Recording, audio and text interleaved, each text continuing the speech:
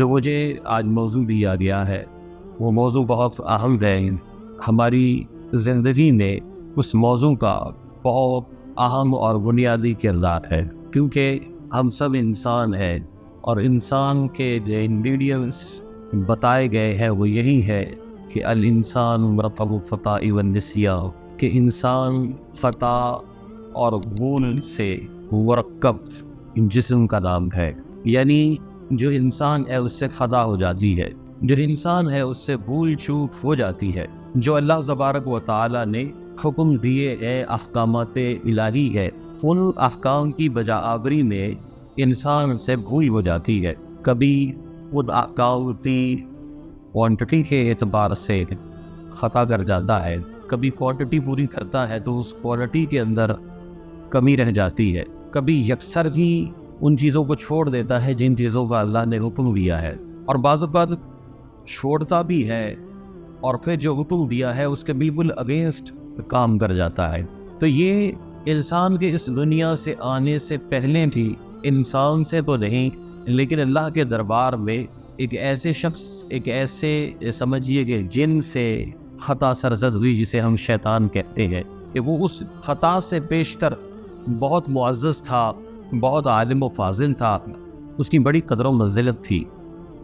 اس سے خطا ہوئی، لیکن اس نے جو خطا کرنے کے بعد کا معاملہ تھا، اس میں جو اس کا بیہیویئر تھا، اس کا جو رویہ تھا، اس کو قرآن کریم فرقان حمید میں اللہ تبارک و تعالی نے بیان فرمایا، ابا واستکبر وکان من الکافرین، کہ شیطان نے انکار کیا اور تکبر کیا اور وہ کافروں میں سے ہو گیا.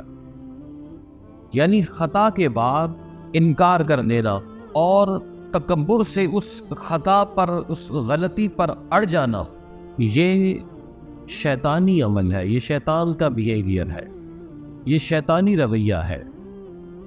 خطا ہو گئی کیونکہ ہم اس عالم امکان میں رہتے ہیں، یہاں کچھ بھی ممکن ہے. یہ عالم آخرت کی طرح تو معاملہ نہیں ہے کہ جہاں ہم اس طرح سے جکڑے ہوئے ہوں گے کہ ہم ایک نیکی بھی نہیں کر سکتے. یہاں ہم عالم اختیار میں ہیں، یہ چوائسز کی دنیا ہے، اس میں کچھ بھی بندہ کر سکتا ہے، لیکن غلطی کرنے کے بعد اس غلطی پر شیطانی رویہ جو ہے وہ اپنا لینا، یہ انسان کو کفر کی طرف لے جاتا ہے. لیکن جو اللہ تبارک و تعالی نے بشر کو، انسان کو جو رویہ اختیار کرنے کا حکم دیا، وہ ان کے جد حضرت آدم علیہ السلام کی جناب سے، کہ اگر خطا ہو جائے تو توبہ کی جائے. اب یہ توبہ کیا چیز ہے؟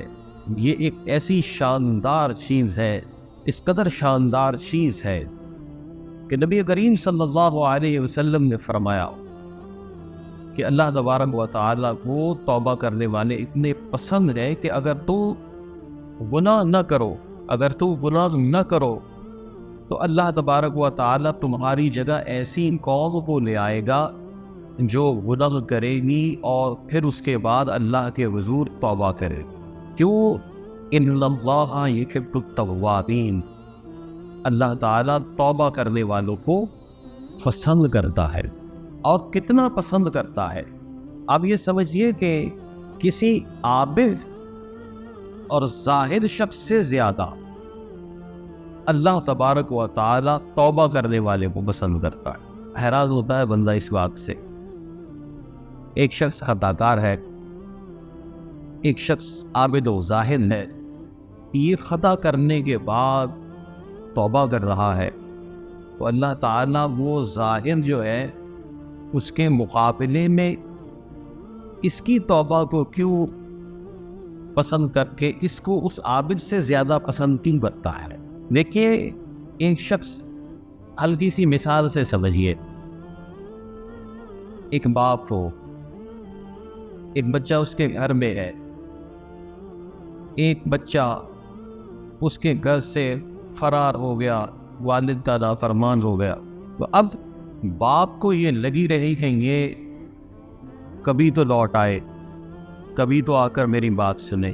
وہ اس کی جو ایک شفقت ہے اس میں بہت کمی رہی اس اعتبار سے کہ یہ جو گھر میں دوسرا بچہ ہے یہ تو اس کو میں روز دیکھتا ہوں لیکن اس کو دیکھنا بھی نصیب نہیں ہے. تو اب کسی وقت اس کے بچے کے دل میں بھی باپ کی محبت امڑ آئے اور باپ مایوسی کے عالم میں ہو کہ میرا وہ بچہ مجھے چھوڑ کر چلا گیا. تو آپ یہ دیکھیے کہ وہ کسی دن کسی لمحے وہ اگر لوٹ آئے اور آ کر اپنے باپ کے پاؤں سے لپٹ جائے, اس کے گلے لگ جائے, اپنے کیے پر شرمندہ ہو جائے, تو یقیناً باپ اس کو اتنی محبت دے گا کہ وہ بچہ, وہ بیٹا, وہ اس کا بھائی جو پہلے سے سالوں سے گھر میں موجود ہے, والد اس آنے والے کی محبت کی خوشی میں اس پہلے سے موجود اس کے دوسرے بھائی کو بھول جائے گا. یہ ایک بشری محبت کا تقاضا ہے. اللہ کے حبیب صلی اللہ علیہ وسلم نے بھی ایک مثال دے کر سمجھانے کی کوشش کی کہ اللہ تبارک و تعالی لوٹ آنے والے کے لوٹ آنے پر, گنہگار کے توبہ کرنے پر کتنا خوش ہے, کتنا اللہ تبارک و تعالیٰ کو اس کا یہ فعل پسند آتا ہے. اللہ کے حبیب صلی اللہ علیہ وسلم نے فرمایا کہ اگر تم میں سے کوئی ایک شخص ہے جو سفر کرتا ہے, اونٹ پر اس کا زادِ راہ ہے, وہ بیابانوں میں سفر کرتا ہے, سفر کرتے کرتے وہ ایک جگہ سستانے کے لیے, آرام کرنے کے لیے لیٹ جاتا ہے, اپنے اونٹ کو باندھتا ہے, لیکن اس پر سے کجاوا اور اپنا زادِ راہ اتارتا نہیں ہے. جب وہ جاگتا ہے کافی دیر سونے کے بعد, جب اٹھ کر لیٹتا ہے تو اس کا اونٹ اس جگہ نہیں ہوتا. اس کی خوراک, اس کا پانی, اس کا ماد و متاع, اس کے کپڑے لتے سب کچھ اسی اونٹ پر لدے ہوئے تھے. نبی مکرم علیہ السلام نے فرمایا کہ اب وہ شخص اٹھتا ہے, دیکھتا ہے کہیں کوئی پانی مل جائے, کہیں کچھ کھانے کو مل جائے, کہیں اسے اپنی سواری میسر آ جائے. وہ تلاش کرتا ہے, شرق و غرب چھانتا ہے, اس بیاباں میں اسے نہ کچھ کھانے کو ملتا ہے نہ پینے کو ملتا ہے. اب وہ اپنی سواری کی فرقت میں اپنے زادِ راہ کے کھو جانے کے غم میں نڈھال ہو جاتا ہے, جاں بلب ہو جاتا ہے, اس کے جسم سے جان نکلنے کے قریب ہو جاتی ہے اور وہ اسی حالت میں لیٹ جاتا ہے. اور پھر یکاجک اس کو دوبارہ آنکھ کھلتی ہے, وہ دیکھتا ہے کہ اس کی سواری اس کے پاس بیٹھی ہوئی ہے, اس کی زندگی لوٹ آتی ہے. اس کی مایوسی امید کی تعبیر دیکھ لیتی ہے. وہ شخص فرحت و شادمانی سے پاگل ہو جاتا ہے اور وہ اللہ کا شکر ادا کرتا ہے, اور خوشی کے عالم میں اس کے الفاظ کی جو ترتیب ہے وہ بگڑ جاتی ہے. اس قدر خوش ہوتا ہے وہ بجائے یہ کہنے کہ اے اللہ میں تیرا بندہ ہوں, تو میرا رب ہے, خوشی میں اس کو اپنے الفاظ پر گرفت ہی نہیں رہتی اور وہ یہ کہنا شروع کر دیتا ہے کہ اے اللہ میں تیرا رب ہوں, تو میرا بندہ ہے. یعنی اس کے الفاظ ہی الٹ ہو جاتے ہیں. خوشی کے عالم میں وہ اپنی ذات پر, اپنی زبان پر, اپنے الفاظ پر ضبط کھو دیتا ہے. اللہ کے حبیب علیہ السلام نے فرمایا کہ اللہ کو توبہ کرنے والے پر اس سے بھی زیادہ خوشی ہوتی ہے. اندازہ کیجیے کتنی خوشی ہے.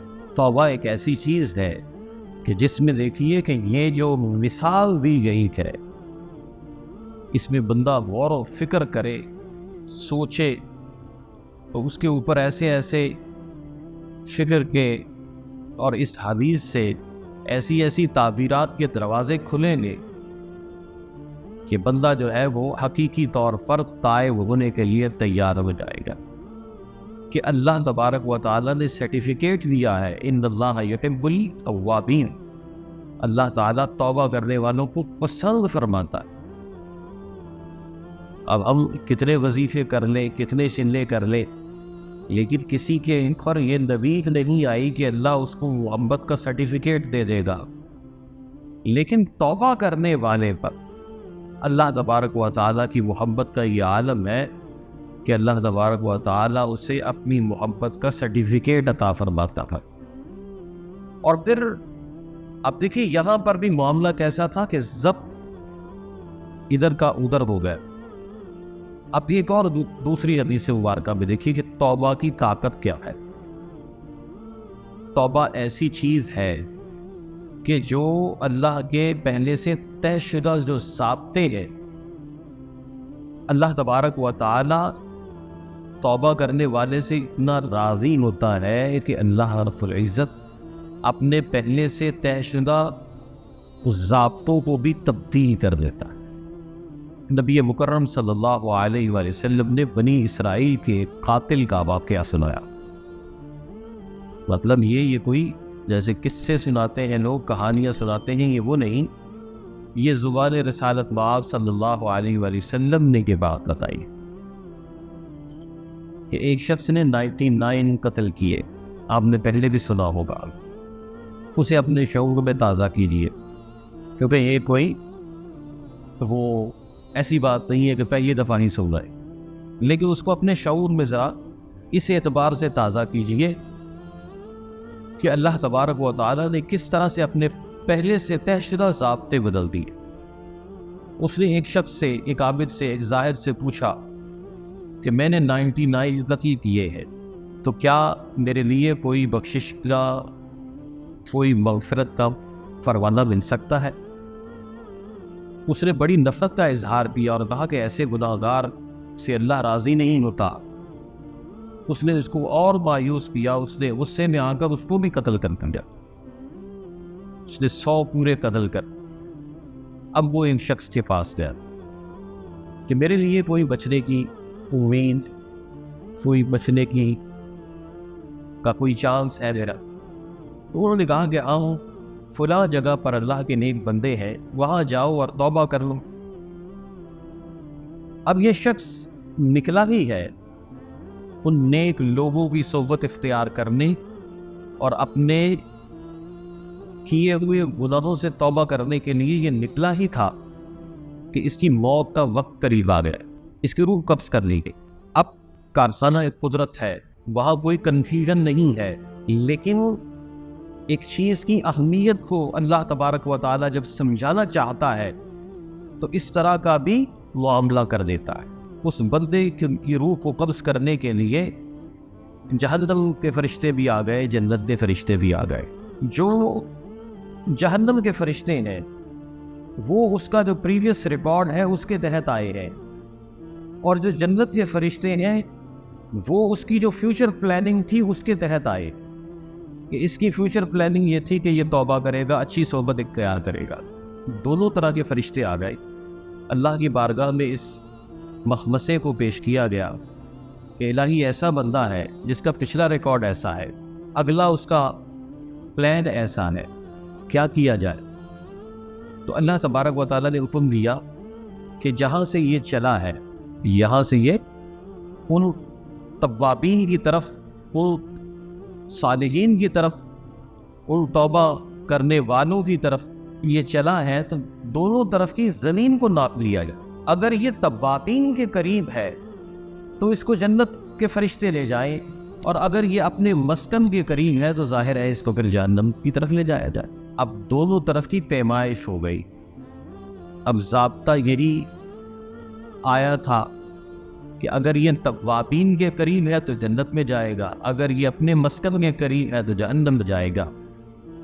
معاملہ یہ نکلا کہ اس کی مسافت اپنے گھر سے زیادہ قریب تھی، اور جو توابین تھے، جو نیک صالح لوگ تھے جن کی طرف اس نے جانا تھا، وہ سفر زیادہ نکلا۔ تو اب ضابطہ اور فیصلہ کیا ہونا چاہیے تھا کہ بندہ جہنم میں جاتا، لیکن اللہ تبارک و تعالیٰ نے اس کی نیت صادقہ کو دیکھے جو گھر کی طرف کی زمین تھی اسے حکم دیا کہ تو پھیل جا، اور جو صالحین کی طرف کی زمین تھی اسے حکم دیا کہ تو سکڑ جا. یعنی اللہ نے جو پہلے ضابطہ دیا اللہ نے اس کو بھی تبدیل فرما کر اسے جنت میں داخلے کا سرٹیفکیٹ دے دیا. کس کی وجہ سے؟ کیوں کہ اس کے دل میں تمنا تھی کہ میں طائر ہو جاؤں، میں ان صالحین کے پاس جا کر طائر ہو جاؤں گا. اللہ تبارک و تعالیٰ نے پورا فنکشن جو تھا، جو قانون اور ضابطہ تھا، اس کو یکسر بدل دیا، الٹ کر دیا. یہ کس چیز کی قوت تھی؟ یہ کس چیز کی بدولت اللہ تبارک و تعالیٰ کا دریائے رحمت اس رنگ سے جو اس میں آیا؟ وہ اس بندے کے دل میں توبہ کی جو تمنا تھی، یہ سارے کا سارا ثمر اس توبہ کی نیت کا تھا کہ میں توبہ کر لوں گا اور نیک لوگوں کے ساتھ رہوں گا. تو اس لیے ہمیں توبہ کی طرف سوچنا چاہیے، توبہ کی طرف ہمیں آنا چاہیے کہ ہم کن گناہوں میں، کن سیئات میں، کن کوتاہیوں میں، کن حقوق اللہ کی پابندی میں ہے، کن حقوق العباد کی پابندی میں ہے. ان تمام چیزوں کو ہمیں کاؤنٹ کرنا چاہیے اور ان سے توبہ کرنی چاہیے لازمی. اور پھر توبہ ہم کرتے ہیں لیکن توبہ پر ہمیں استقامت نہیں ملتی. اس کا بھی اگر ہم دیکھیں تو اسی حدیث مبارکہ میں اشارہ مل رہا ہے کہ وہ چاہتا تو وہ شخص جس سے مشورہ کیا تھا وہ بھی توبہ کروا دیتا، لیکن اس نے اس کو روانہ کیا کہ تم یہاں کی گیدرنگ کو بدل ڈالو، یہاں سے تم ہجرت کر کے وہ صالحین کے گروہ کے پاس چلے جاؤ، ان کی صحبت اختیار کر لو. توبہ کا بنیادی ضابطہ جو ہے وہ انسان کی صحبت کے ساتھ جڑا ہوا ہے.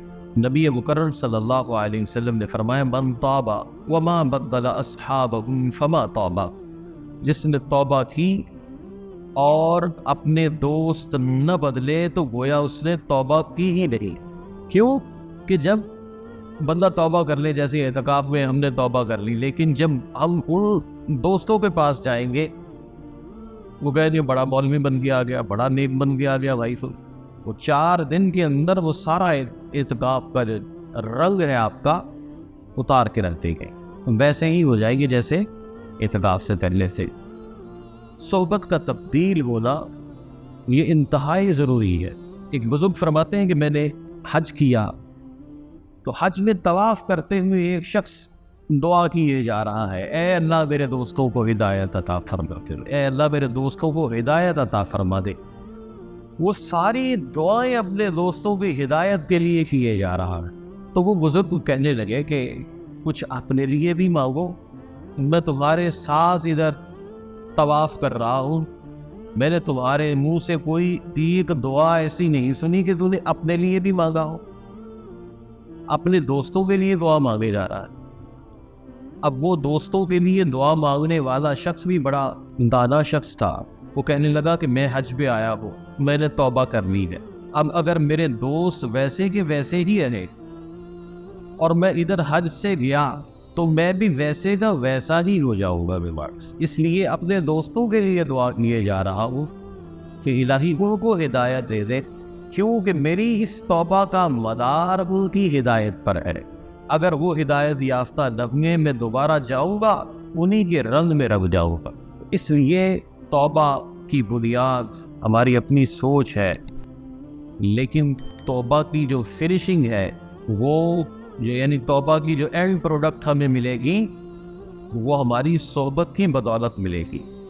اگر صحبت صحیح نہ ہوئی تو جو بیس یہاں بنائی تھی وہ بیس برابر ہو جائے گی، ملیا میں ہو جائے.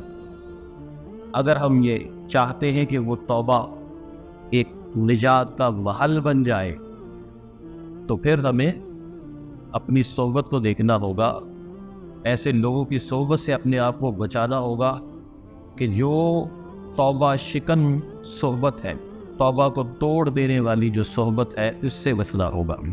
اور ہم اپنی صحبت کے ہم سے بڑے یہ سمجھ لیجیے گواہ کوئی اور نہیں ہے. میری صحبت کیسی ہے میں جانتا ہوں, آپ کی صحبت کیسی ہے آپ جانتے ہیں, میری صحبت کیسی ہے آپ نہیں جانتے, آپ کی صحبت کیسی ہے میں نہیں جانتا.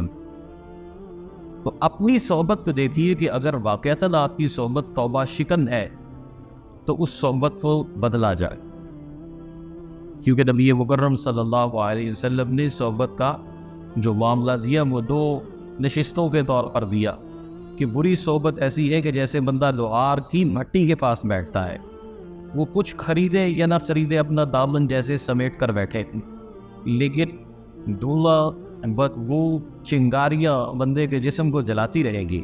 اور نبی مکرم صلی اللہ علیہ وسلم نے فرمایا کہ جلیس صالح کی صحبت ایسی ہے کہ جیسے کوئی عطر فروش کی صحبت ہے.